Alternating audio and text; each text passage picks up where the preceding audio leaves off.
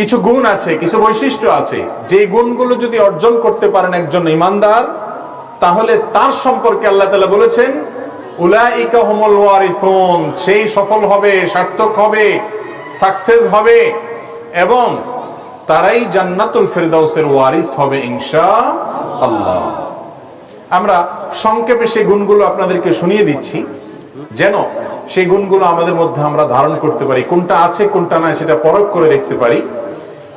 সর্বপ্রথম গুণ সম্পর্কে বলার আগে আল্লাহ বলেছেন ক্বাদ আফলাহাল মুমিনুন, ওই ঈমানদারগণ সফল হবে, সার্থক হবে, শেষ হাসি হাসবে, জান্নাতুল ফেরদাউসে যাবে। যেই ঈমানদার নামে ঈমানদার না, নামে মুসলমান না, মুসলমানের ঘরের জন্ম নেওয়া মুসলমান না, বরং তার ভিতরে কিছু গুণ আছে। এক নম্বর গুণ আল্লাযীনা হুম ফি সলাতিহিম খাশিউন, যারা তাদের নামাজের মধ্যে খুশু ধরে রাখতে পারে, মনোযোগ ধরে রাখতে পারে। সালাতের মধ্যে, নামাজের মধ্যে আল্লাহর কথা স্মরণ থাকে। নামাজের উদ্দেশ্যটাই হলো আল্লাহর স্মরণ। আকিমিস সালাতা লিযিকরি, আল্লাহ বলেছেন সালাত কায়েম করো, নামাজ পড়ো। কেন? আমার জিকিরের জন্য, আমার স্মরণের জন্য। আর আমাদের নামাজের অবস্থা হলো আজকাল আমাদের নামাজে আল্লাহ ছাড়া আর সবার কথা মনে হয়, ঠিক না ভাই? ঠিক। তো এই নামাজ আদায়কারী মানুষ শেষ হাসি হাসবে না ভাই। যার নামাজে শুরু থেকে শেষ পর্যন্ত তার মালিকের কথা স্মরণ হয়, মালিক আমাকে দেখছেন, মালিককে আমি সিজদা দিচ্ছি, মালিককে আমি রুকু করছি, মালিকের তাসবিহ পাঠ করছি, মালিকের প্রশংসায় আমি সূরা ফাতিহা পাঠ করছি, এগুলো যখন বলার সময় আপনি মালিকের কথা চিন্তা করবেন, আপনার মনের ভিতরে মালিক থাকবে। অন্য কোনো চিন্তা আসলে মনে আসার সাথে সাথে সেটা থেকে আবার নিজেকে সরাই নিয়ে আসবেন। এই ব্যক্তিকে বলা হয় খুশুওয়ালা নামাজি, মনোযোগওয়ালা নামাজি। এই মনোযোগওয়ালা নামাজিরা শেষ হাসি হাসবে। এক নম্বর বৈশিষ্ট্য পেয়ে গেলাম। তাহলে নামাজের মধ্যে মনোযোগ ধরে রাখার জন্য নিজের সঙ্গে নিজে লড়াই করবো তো ইনশাআল্লাহ। চেষ্টা করতে হবে, সাধনা করতে হবে। এটা এমনি এমনি আসে না ভাইয়েরা, বাবারা। এটার জন্য চেষ্টা করতে হয়, নিজের সঙ্গে সংগ্রাম করতে হয়, লড়াই করতে হয়। নফস আমাদেরকে দুনিয়ার দিকে নিয়ে যায়, ব্যবসার দিকে নিয়ে যায়, দোকানদার দিকে নিয়ে যায়, অন্য দিকে নিয়ে যায়। তার কান ধরে আবার নিয়ে আসতে হবে নফসকে, নিজের আত্মাকে, প্রবৃত্তিকে আবার নিয়ে আসতে হবে যে তুমি কার সামনে দাঁড়িয়ে আছো? রব্বুল আলামিনের সামনে।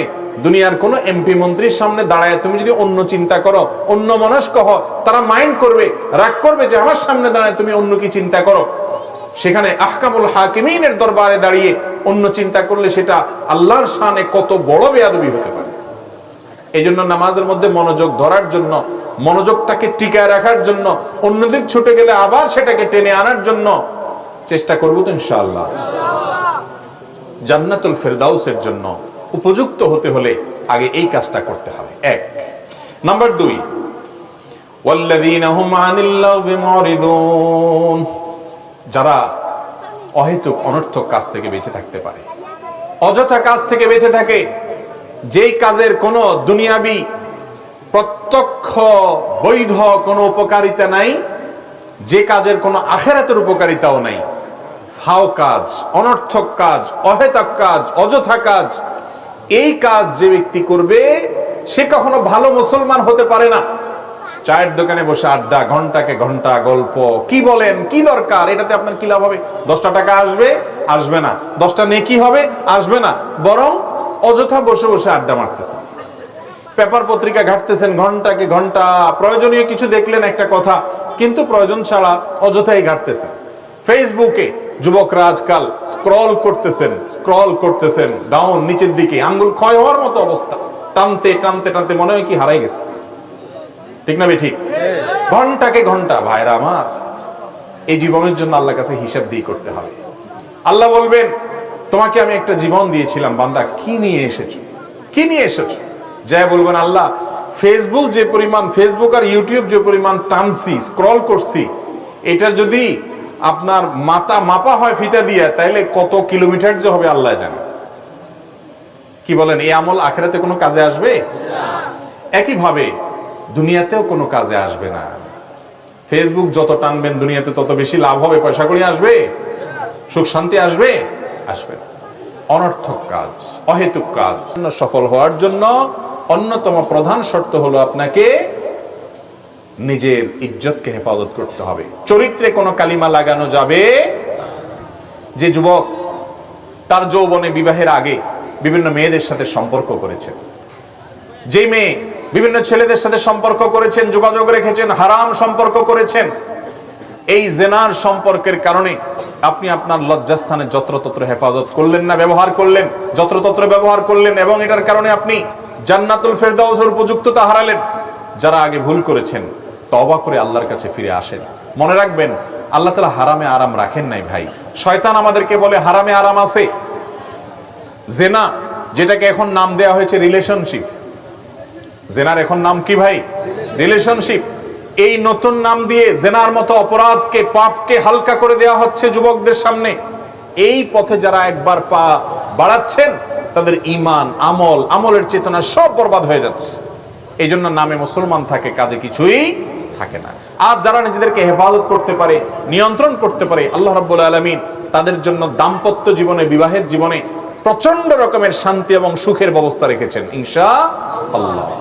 যারা বিবাহের আগে অবৈধভাবে হারাম পদ্ধতিতে নিজের চাহিদা পূরণ করে, বিভিন্ন জনের সাথে যোগাযোগ রাখে, রিলেশনশিপের নামে জেনা করে, সেই মানুষগুলোকে দাম্পত্য জীবনে, বৈবাহিক জীবনের শান্তিটা আল্লাহ রাব্বুল আলামিন সেভাবে দেন না। এটাই আল্লাহ তাআলার সুন্নাহ।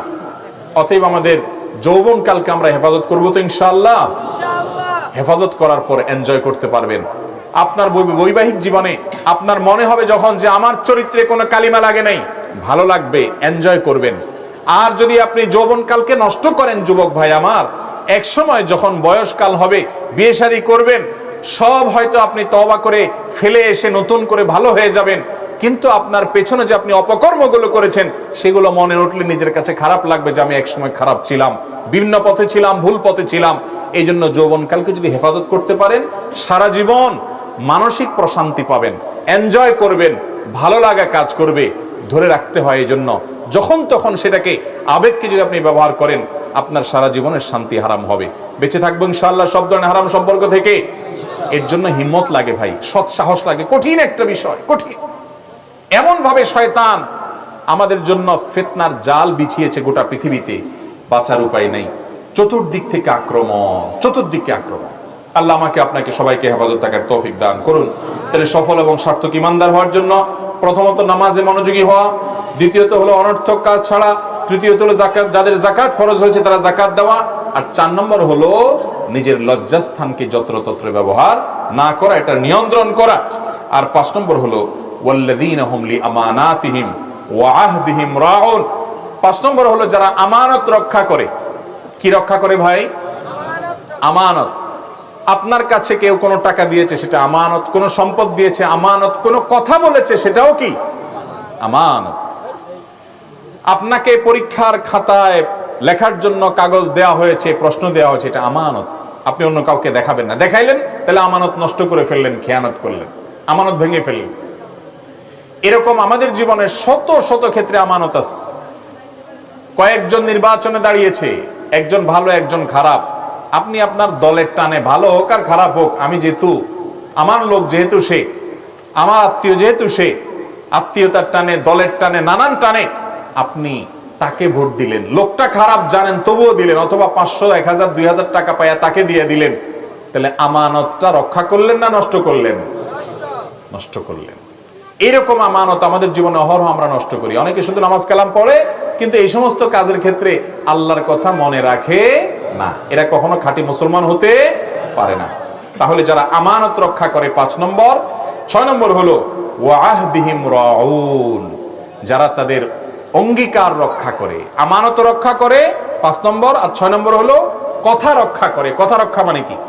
আল মুসলিমুনা আলা কালিমাতিন ওয়াহিদা, এক কথার উপরে থাকবে মুসলমান, 2 কথার উপরে থাকবে না। যা বলবে তা করবে, যেটা মানুষের সাথে কথা দিবে তার ব্যতিক্রম করবে না, যেটা পারবে না সেটার কথা দিবে না। কথা দিবে, কাজ করবে না। সকালে বলবে, বিকালে ওয়াদা ভাঙবে।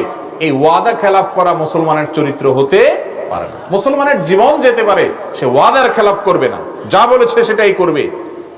এবং মুনাফিকের চরিত্র নবী সাল্লাল্লাহু আলাইহি ওয়াসাল্লাম বলতে গিয়ে বলেছেন আয়াতুল মুনাফিকি সালাস, মুনাফিকের 3টা মার্কা আছে। মুনাফিকের মার্কা কয়টা ভাই? 3টা। ইযা হাদ্দাসা কাযাব, যখন সে কথা বলে কথায় কথায় মিথ্যা বলে, কথায় কথায় মিথ্যা বলে, মুনাফিকের মার্কা। ওয়া ইযা ওয়া ইযা ওয়াআদা আখলাফ, কারোর সাথে কথা দিলে